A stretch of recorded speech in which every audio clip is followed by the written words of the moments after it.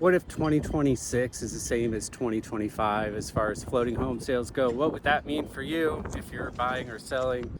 I'm John McPherson. I'll cover that for you. I'm going to keep this under about 4 minutes. I want to update you about time on market for floating homes, the number of sales in 2025 and how that compared to normal.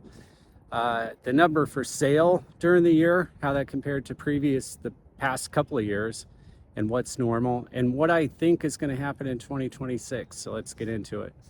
The time on market before sellers accepted offers on average was around where it has been. It's running at about 2 to 3 times as long as what it takes for sellers of single family homes on land in Portland to accept offers.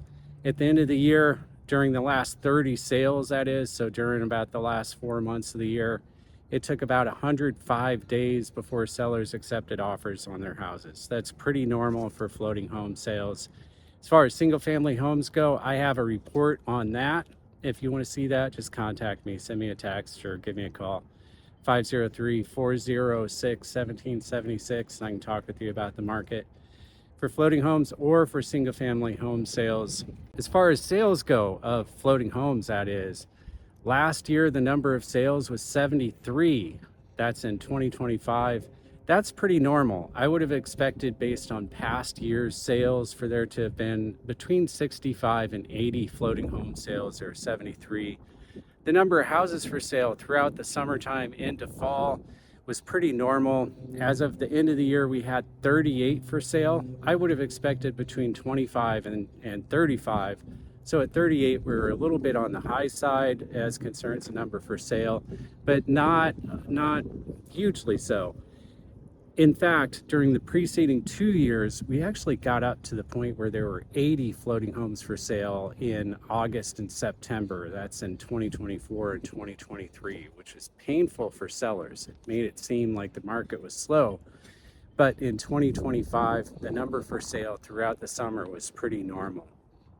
I'm John McPherson. Give me a call anytime if you have any questions about the floating home market or about houses on land too, a deal in both. As concerns my predictions, I think that this year I expect to see not 73 sales like we had in 2025, not 80 plus, which is on the high end. I expect to see between 60 and 65 sales.